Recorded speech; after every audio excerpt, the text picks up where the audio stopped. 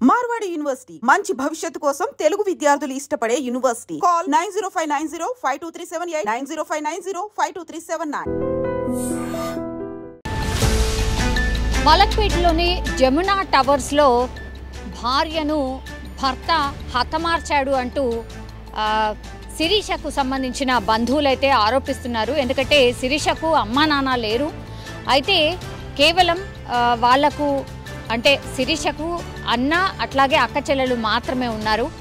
అయితే వీళ్ళు ఈమె అనాథ కాబట్టి ఇంకొకరు ఆమెను పెంచి పెద్ద చేయడం జరిగింది. అట్లాగే ఈమె నర్సు కూడా ఉద్యోగం చేస్తున్న పరిస్థితి. అయితే శిరీష భర్త ఎవరైతే ఉన్నారో వినయ్, అతను కూడా సేమ్ అదే హాస్పిటల్లో అతను కూడా డ్యూటీ చేస్తూ ఉన్నాడు. సో ఇద్దరు ఒకే హాస్పిటల్లో డ్యూటీ చేయడంతో వాళ్ళు ఇంకా మ్యారేజ్ చేసుకుందామని డిసైడ్ అయ్యి మ్యారేజ్ చేసుకున్నారు 2017లో.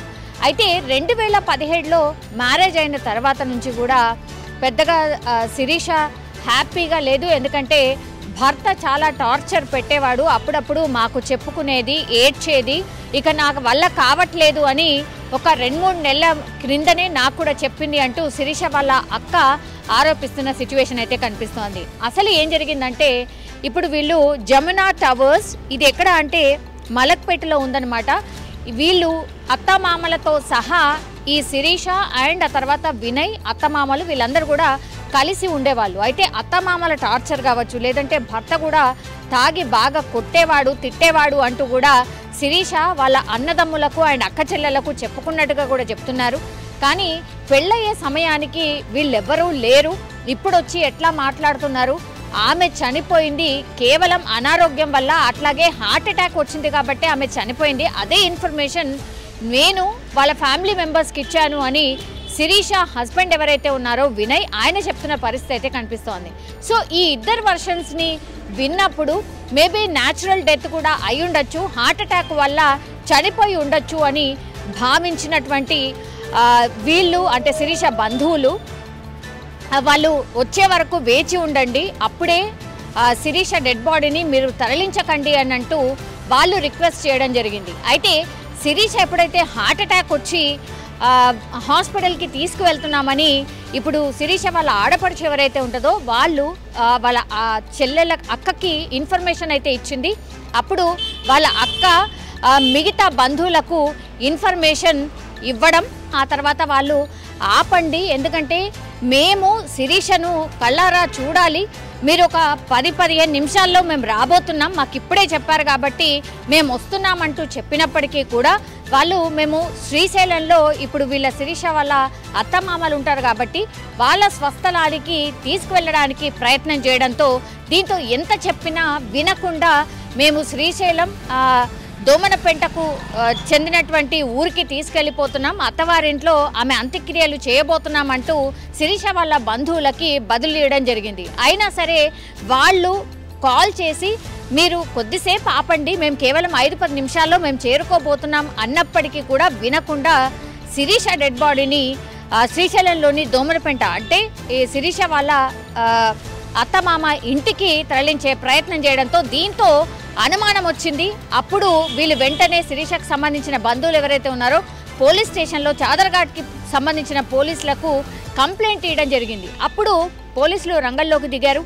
వీళ్ళు ఏ అంబులెన్స్లో అయితే శిరీషను తరలిస్తున్నారో వాళ్ళకి కాల్ చేయడం అండ్ శిరీషకి సంబంధించిన ఆడపడిచి ఎవరైతే ఉంటారో ఈ ఇన్ఫర్మేషన్ వాళ్ళ ఆడపడిచి చెప్పింది కాబట్టి వాళ్ళ ఆడపడిచికి ఇన్ఫర్మేషన్ ఇచ్చారు. మీరు ఇలా శిరీష బంధువుల తరఫు నుంచి మేము ఇక్కడ చాదర్ఘాట్ పోలీస్ స్టేషన్లో కంప్లైంట్ వచ్చింది, శిరీష చనిపోయిందని చెప్పారట, మరి వాళ్ళ కోసం శిరీష బంధువుల కోసం మీరు ఎందుకు వెయిట్ చేయట్లేదు అన్న మాట అడిగినప్పుడు వాళ్ళు వినకుండా ఏం లేదు సార్, వాళ్ళతో అసలు శిరీష ఎప్పుడు కూడా మాట్లాడింది లేదు, వాళ్ళ పెళ్లి కూడా మేమే చేసాం, ఆమె ఒక అనాథ, సో మేము చాలా బాగా చూసుకున్నాం, కేవలం హార్ట్ అటాక్ వల్లనే ఆమె చనిపోయింది అంటూ పోలీసులకు కూడా చెప్పే ప్రయత్నం చేశారు. కానీ సీసీటీవీలో చూసినప్పుడు మాత్రం శిరీషకు పూర్తిగా ఈ చెంపల దగ్గర, చేతుల దగ్గర అండ్ కనబడని చోట కూడా చాలా గాయాలున్నట్టు సీసీ ఫుటేజ్ దృశ్యాల్లో కూడా కనిపించడంతో అప్పుడు పోలీసులు సీరియస్గా ఈ కేసుని టేకప్ చేయడం జరిగింది.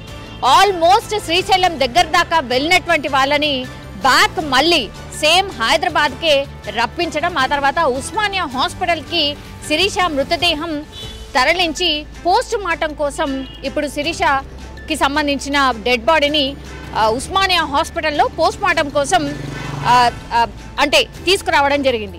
అప్పుడు శిరీషని దగ్గరగా చూసినటువంటి వాళ్ళు పూర్తిగా షాక్ అయిపోయిన పరిస్థితి. ఎందుకంటే చెంపలకు కావచ్చు, హ్యాండ్స్కి కావచ్చు, చాలా చోట్ల శిరీషకు గాయాలున్నాయి. చెప్పడమేమో హార్ట్ అటాక్ వల్ల చనిపోయిందని చెప్తున్నారు, కానీ ఆమె బాడీ చూస్తేనేమో పూర్తిగా గాయాల పాలైన పరిస్థితి. సో అనుమానం వచ్చినటువంటి పోలీసులు కావచ్చు, బంధువులు కావచ్చు, డెఫినెట్లీ ఈమెను కొట్టి చంపేశారు, హార్ట్ అటాక్ అని చిత్రీకరిస్తున్నారు. ఏం జరిగిందో ఏంటో మరి.